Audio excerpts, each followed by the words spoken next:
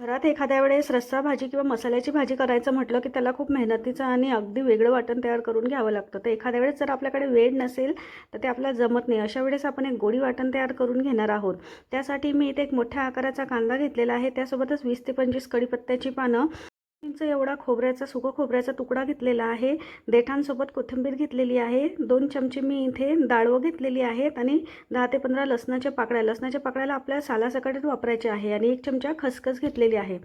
त्यानंतर आपण काय करणार आहोत, कांदा मी इथे बारीक चिरून घेतलेला आहे आणि खोबऱ्याचे मी जे असे पातळ काप केलेले आहे. तुम्ही किसणीने बारीक खिसून देखील घेऊ शकता, कारण आपल्याला सुकं वाटण तयार करून घ्यायचं आहे.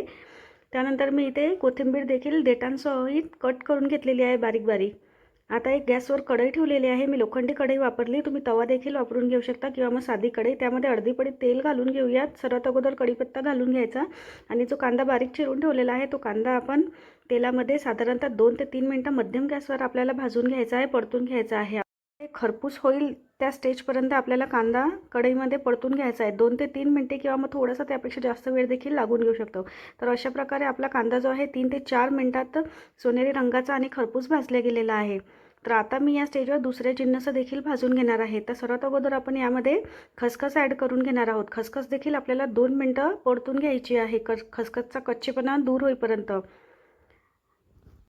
2 मिनटापर्यंत खसखस परतून झाल्यानंतर डाळवं देखील आपल्याला 2 मिनटापर्यंत परतून घ्यायचे आहे. ते सर्व जिन्नस जे आहे भाजण्यासाठी आपल्याला एक 7 ते 8 मिनटाचा वेळ लागतो, कारण ही आपल्याला सुकं वाटण तयार करायचं आहे. त्यामुळे आपल्याला जिन्नस भाजण्यासाठी थोडासा जास्त वेळ लागतो. तर साधारणतः एक 2 मिनटापर्यंत डाळवं देखील आपले परतून झाल्यानंतर आपल्याला गॅस बंद करून घ्यायचा आहे आणि सर्व जिन्नस आपल्याला थंड करून घ्यायची आहे. एखाद्या प्लेटमध्ये काढून देखील तुम्ही थंड करून घेऊ शकता.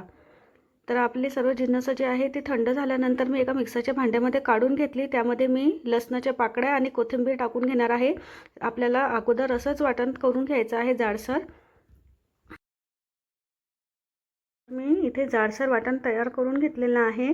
आपल्याला या वाटणामध्ये अगदी थेंब पाण्याचा वापर करायचा नाही आहे, कारण आपण हे जे आहे साठवणीचा मसाला तयार करून घेणार आहोत. त्यामुळे आपल्याला सुका मसालाच वाटून घ्यायचा आहे. त्यानंतर मी याच्यामध्ये एक पडीभर तेल घालून घेणार आहे आणि त्यासोबतच 3 मोठे चमचे लाल तिखट साठवणी जे असते वर्षभराचं आपलं, तेव्हा तुम्हाला हवं असेल तुम्ही याच्यामध्ये 3 मोठे चमचे कांदा लसूण मसाला देखील ॲड करून घेऊ शकता आणि पुन्हा आपल्याला वाटण तयार करून घ्यायचं आहे. तर अशा प्रकारे आपल्याला वाटण तयार झाल्यानंतर याचे असे मी 2 गोळे तयार करून घेणार आहे आणि एखाद्या एअरटाईट डब्यामध्ये हे गोळे जे आहेत आपण महिन्यापर्यंत फ्रीजमध्ये ठेवून देऊ शकतो किंवा मग फ्रीजमध्ये नाही ठेवले तर एखाद्या थंड ठिकाणी तुम्ही 15 दिवस देखील हे गोळे तयार करून ठेवू शकता. लगेच आपल्याला मसाल्याची किंवा रस्याची भाजी करायचं म्हटलं की तुम्ही पटकन गोळा घेतला की तेलामध्ये घालून भाजी तयार करून घेऊ शकता. तर कशी वाटली तुम्हाला आजची रेसिपी जर आवडली असेल तर रेसिपीला लाईक करा, शेअर करा. चॅनलवर जर नवीन असाल तर चॅनलला सबस्क्राईब करायला विसरू नका.